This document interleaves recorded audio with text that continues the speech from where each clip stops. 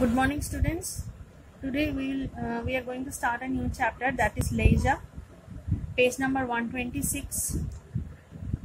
I want to tell you one thing, that you please keep watching these classes, because you never know which chapter may come in your second term exam. Okay, so all these things are very necessary for you. I know your first term exam is coming, but you have to watch these classes also. Okay, now we may start. The name of the poem, this is a poem, the name of the poem is Leisure, written by W.H. Davis. At first we will read the introduction. So let's read the introduction. Many of us, particularly in cities, lead a life of feverish activity which leaves us hardly any leisure for enjoying the beauties of nature. So at first I want to tell you one thing, that the name of the poem is Leisure. So what is the meaning of this word, leisure? Leisure is the time when we have nothing to do. When we take a break from our daily work or daily course of life, then we sit ourselves and we read something, otherwise we do whatever we wish to do in that time. That is a completely vacant time. That is completely a time when we relax. Okay.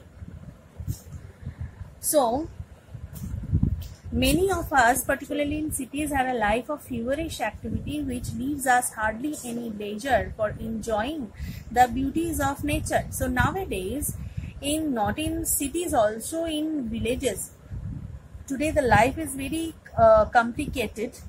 Everyone is running a rat race, that is a race of success. We always run in that rat race and we don't get enough time to spend our leisure time. So we don't have any time to do whatever we wish to do, whether it is painting, whether it is singing, dancing, or even reading a book, or even just to sit and have a look of the nature. So enjoying the beauties of nature is like a blessing of God. So we don't have nowadays the time to enjoy these beauties, because we are very busy. We are very busy in earning our livelihood. We are very busy in getting success in our life. We are very busy to do our daily course of walks. So on the whole, we can say that we don't get enough time to watch the nature, watch the beauties of nature, or we spend some time with ourselves. Okay, so W.H. Davis finds such a life poor and meaningless. So the poet here tells us by his poetry that if we don't have leisure time in our life every day, so that is a life like a robot. We are living our life like a robot, like machines, and that life is kind of poor and meaningless life. So the poem is arranged in rhyming couplets, that is pairs of verses that rhyme. So rhyming couplets, what does that mean? You have to know all these things. Look at here, I am telling you what is rhyming couplets. So at first we will read the poem. What is this life if full of care? We have no time to stand and stare. So what kind of life is this? This life is full of care. All the time we are very serious.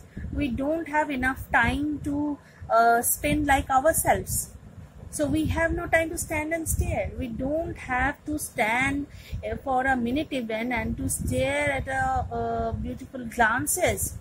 So this kind of life is very much complicated and hard life. And whatever what I was going to tell you, that is rhyming couplets. So what is rhyming couplets? Just go through this line carefully. Just look these two lines very carefully. What is this life is full of care? Care. The last word of the line is care. We have no time to stand and stare. So care and stare. These words are rhyming words.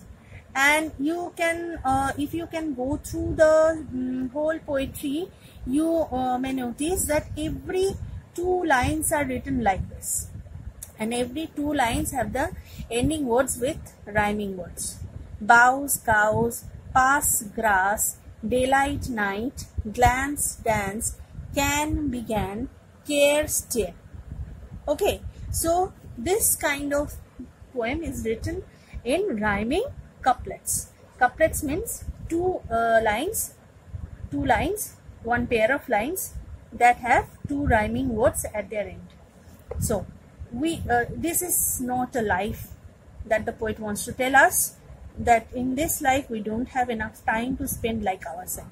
No time to stand beneath the boughs and stare as long as sheep or cows. So sheep or cows, that is the domestic animals, they have enough time to spend like themselves. But we, the human beings, have no time to spend like ourselves, no time to stand beneath the boughs. We don't get enough time to stand beneath the trees. Boughs, that means the branches of the trees. And in the cool shade of trees, that gives us most comfortable time. But we don't find any time to spend in that way. So we, the human beings, that is the most superior quality living being that the God have ever made. No time to see when woods we pass, when we pass through some woods or forest where squirrels hide their nuts in grass. So a little animal, squirrel, its activities are very funny and very pleasant to look at. And we don't have enough time to just wait for 1 minute and look at its activities. A squirrel, when it is busy in collecting its nuts and it hides the nuts in the grass, it looks very beautiful. So we don't find enough time to look on these kind of things. No time to see in broad daylight streams full of stars. Streams, that means small rivers. Rivers full of stars. Oh my God. That means the water of the river is sparkling by the daylight. And that seems like they are full of stars. So in broad daylight, if we stand beside a small river, we may find that the water is sparkling in the daylight, like skies at the night. At night, if we look at the sky, it sparkles with the stars. So we don't find any time to look at these beauties of nature. No time to turn at beauty's glance and watch her feet, how they can dance. So everywhere around us, if we go into the nature and we just want to look at what is going on around us, we may find that there are lots of beautiful glances in the nature, that those things are God gifted. Those things are gifts from the God, that if we look at them, we may spellbound and we may find a soothing atmosphere around ourselves, and watch our feet how they can dance. So everything, there are flowers, they dance in the with the waves of the wind, and if we look at them, it looks very beautiful and gives such pleasure and comfort to our soul. No time to wait till her mouth can enrich that smile her eyes began. So no time to wait till her mouth can enrich that smile her eyes began. So when we smile, if we see something through the eyes, then we feel it in our mind, and then the smile comes to our lips. It comes to our mouth, it comes to our face. So we don't have enough time to just spend this kind of 2 minutes with nature or with the beautiful glances that is present everywhere around us and feel ourselves very happy and comfortable. So how much busy we are in gathering the livelihood or earning the livelihood to spend our life more comfortably.